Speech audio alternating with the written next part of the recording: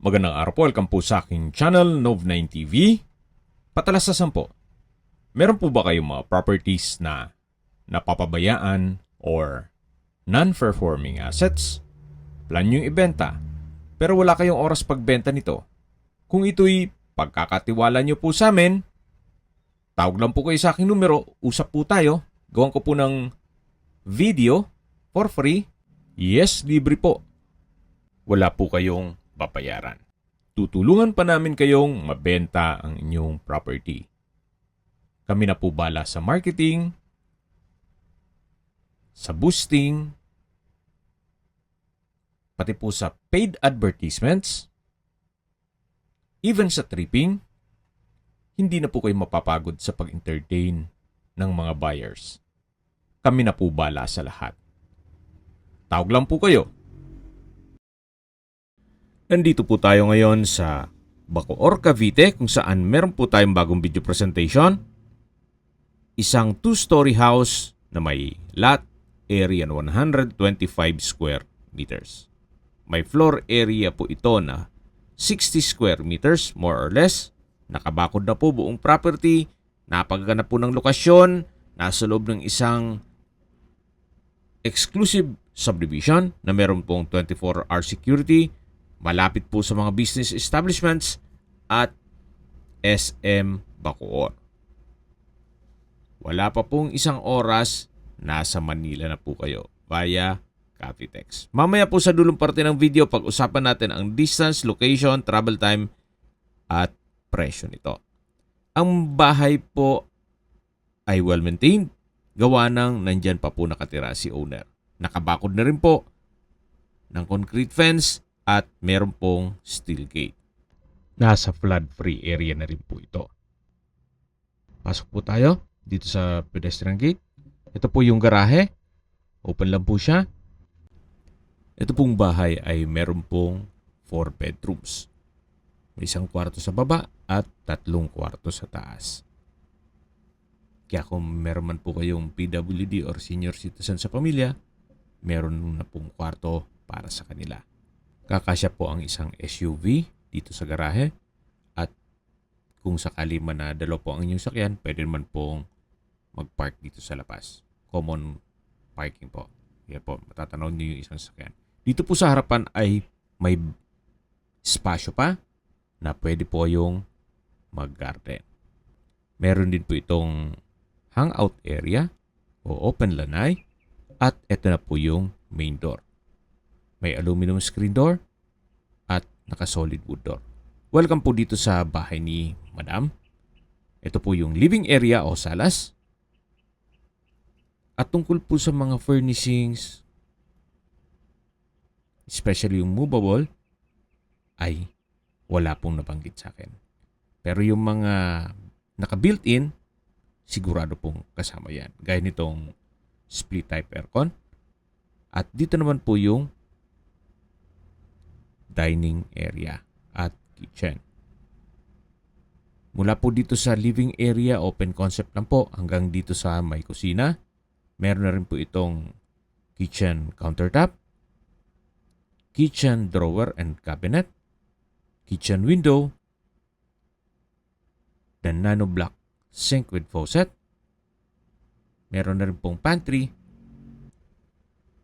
at naka-tile flooring na rin po dito sa area na to. Mula po dito sa formal kitchen, lipat po tayo dito sa may dirty kitchen. Meron din po itong kitchen countertop, wall-mounted kitchen cabinet. Then dito po sa lower part ay meron pong storage ng kitchen utensils. Dito naman po yung service area at meron din pong access door na papunta naman dun sa enclosed area na malapit po sa garahe. Mula po dito sa dirty kitchen, balik po ulit tayo dito sa may formal kitchen at dining area at ito naman po yung tinutukoy ko na kwarto o first bedroom na kung saan kung meron man po kayong PWD or senior citizen sa pamilya, ito naman po yung para sa kanila. Malaki naman po ang espasyo, naka-ceiling cove design At maayos naman po ang pintura ng ceiling at wall. Yan po yung first bedroom.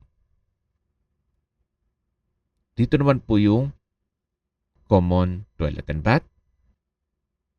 May hand wash basin, vanity mirror, tissue holder, water closet with bidet,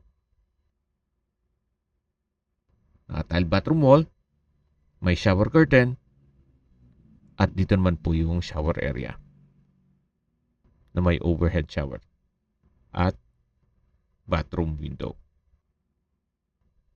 Yan po yung common toilet and bath. Ito naman po yung first bedroom. At paglabas nyo naman po dito sa hallway, ito naman yung formal kitchen at dining area.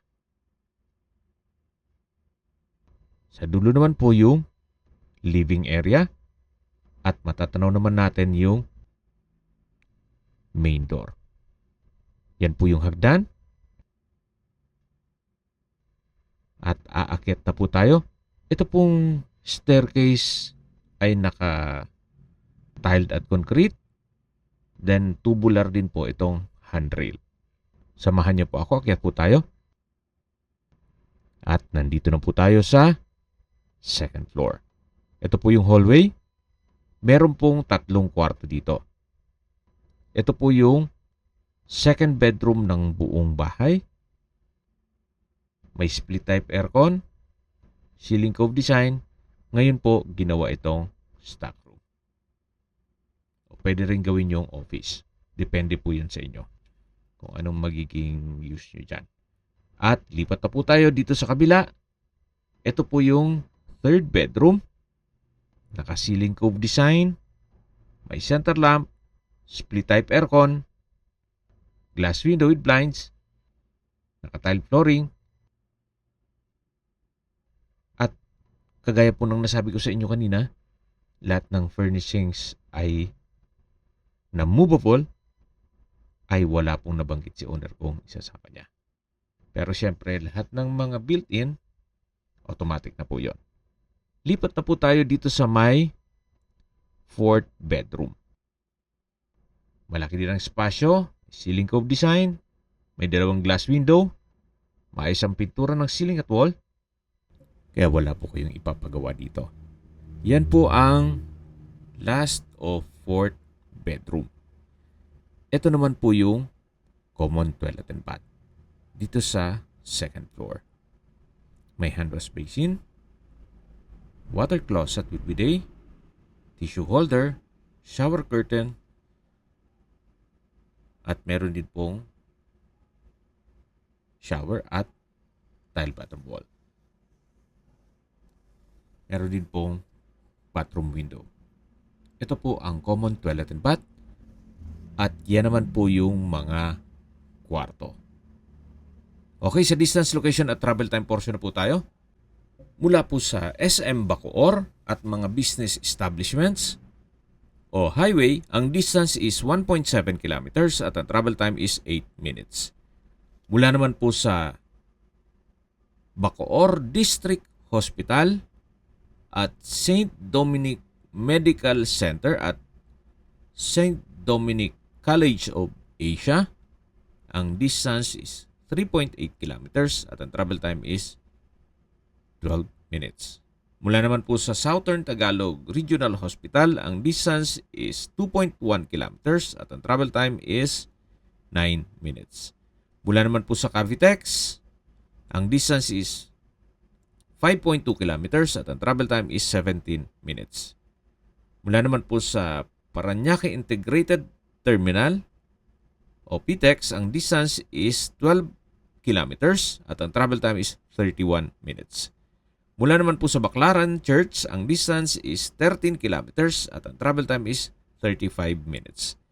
Mula naman po sa MOA at sa airport, ang distance is 15 kilometers at ang travel time is 35 minutes. Okay, sa presyo na po tayo. Binebenta po ito ni owner sa halagang 8.5 million pesos. Kung naghahanap po kayo ng isang property na nasa flood-free area at malapit po sa lahat, especially sa SM Bacoor, na malapit po sa Manila,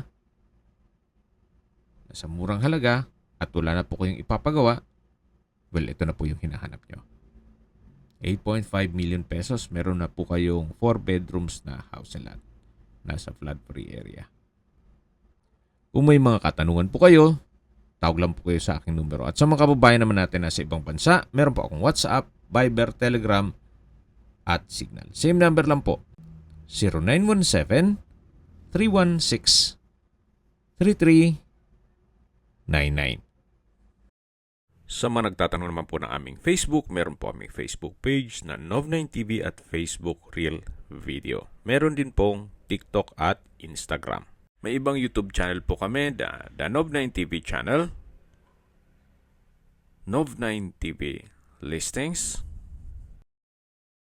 Nov9TV On The Spot, Nov9TV Updates, at Nov9TV House Rental. Sana po naibigyan nyo ang video presentation. Paki-like and subscribe na lang po sa aking channel para ma-update din po kayo sa aking future listings. Kung sakali po hanap nyo yung mas malaking sukat ng lupa, meron din po kami ibang listings na pwede nyong pagpilian. Huwag po kayong mag-atubiling tumawag sa amin.